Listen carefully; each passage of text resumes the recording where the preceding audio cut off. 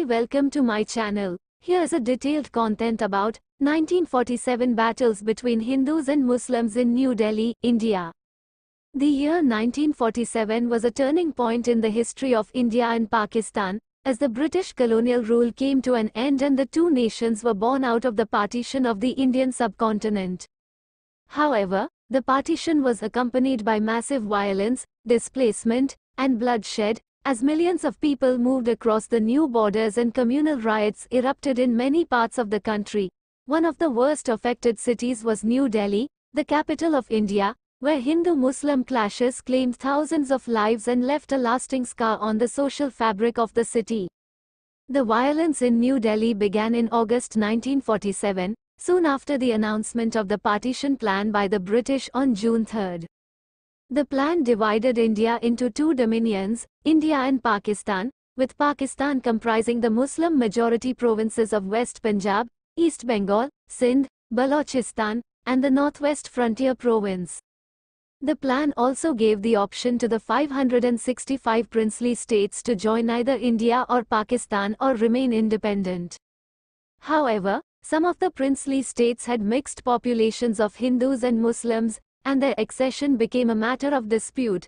One such state was Jammu and Kashmir, ruled by a Hindu maharaja but with a Muslim majority population. The maharaja initially wanted to remain independent, but faced an invasion by Pakistani-backed tribal raiders in October 1947. He then acceded to India in exchange for military assistance, which triggered the First Indo-Pakistani War that lasted until 1949. The partition plan also left many Muslims in India and Hindus and Sikhs in Pakistan feeling insecure and betrayed. They feared for their lives, property, and identity in the new countries. Many of them decided to migrate to the other side of the border, hoping for a better future. However, the migration was not peaceful or orderly. It was marked by violence, looting, abduction, rape, and murder by both sides. According to some estimates, about 15 million people were displaced and more than 1 million people were killed in the partition violence. New Delhi witnessed some of the worst communal riots during this period. The city had a population of about 900,000 in 1947, of which about 33% were Muslims. The Muslims were mostly concentrated in the old city or Shahjahanabad, where they lived in close proximity with Hindus and Sikhs. The old city had many historical and religious monuments, such as mosques, temples, shrines, and tombs, that symbolized the cultural diversity and coexistence of the city. However, these monuments also became targets of attack and vandalism by rioters. The violence in New Delhi was triggered by several factors, such as rumors, propaganda, political rivalry, economic competition, and revenge. Some of the rumors that circulated in the city were that Muslims were poisoning water sources, that Hindus were burning mosques and killing Muslims in other parts of India, that Sikhs were massacring Muslims in Punjab, that Pakistan had declared war on India, and that Gandhi was favoring Muslims over Hindus. These rumors created panic and mistrust among the communities and provoked them to take up arms against each other. Another factor that contributed to the violence was the political rivalry between the Indian National Congress, Inc., and the All India Muslim League, AIML, the two main parties that led the independence movement but also advocated for different visions of India's future. The Inc. wanted a united and secular India that would accommodate all religions and cultures.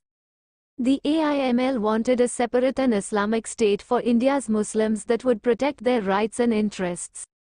The partition plan was seen as a victory for the AIML and a defeat for the Inc. The Inc. leaders, such as Jawaharlal Nehru and Vallabhbhai Patel, who became the first Prime Minister and Home Minister of India respectively, faced criticism from some Hindu nationalists for accepting partition.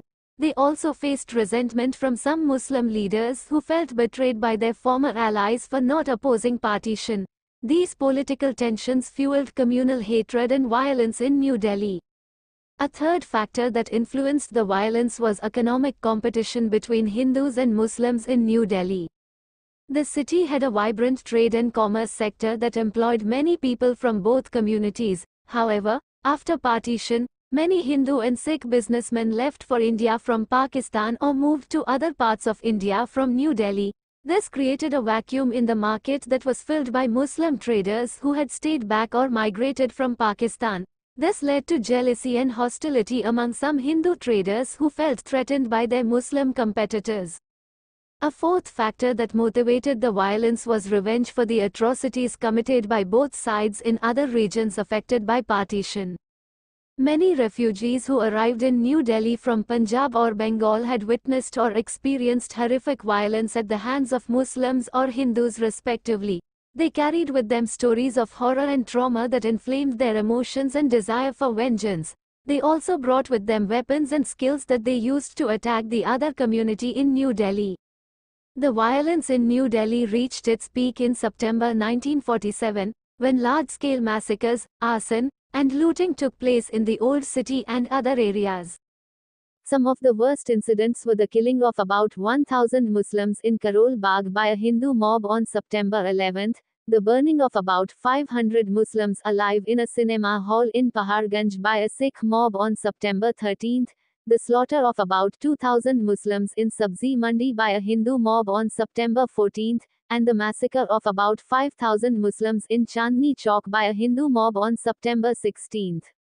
The violence also spread to other parts of the city, such as Nizamuddin, Daryaganj, Connaught Place, and Kingsway Camp, where many Muslims were killed or forced to flee. The violence was finally brought under control by the intervention of the Indian Army and police, as well as some civil society groups and individuals who tried to protect and rescue the victims.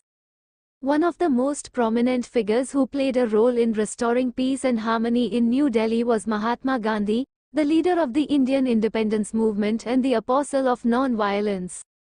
Gandhi had opposed partition and had tried to prevent the communal violence through his fasts and appeals. He had also moved to New Delhi from Calcutta in September 1947 to pacify the situation. He visited many riot-affected areas and camps and met with leaders of both communities. He also urged the Indian government to pay Pakistan its share of assets that had been withheld due to the Kashmir dispute. He faced opposition and criticism from some Hindu hardliners who accused him of being pro-Muslim and anti-Hindu. On January 30, 1948, Gandhi was assassinated by Nathuram Godse, a Hindu extremist who held him responsible for partition and violence. The assassination of Gandhi shocked and saddened the nation and the world. It also put an end to the communal violence in New Delhi and other parts of India. It made people realize the futility and madness of killing each other in the name of religion. It also inspired many people to follow Gandhi's example of tolerance and compassion. The Indian government also took steps to rehabilitate and resettle the refugees and restore law and order in the city. However, the violence had left a deep wound on the psyche and society of New Delhi. It had changed the demography and culture of the city. It had created a sense of fear and distrust among Hindus and Muslims. It had also created a legacy of communalism that would haunt the city for decades to come.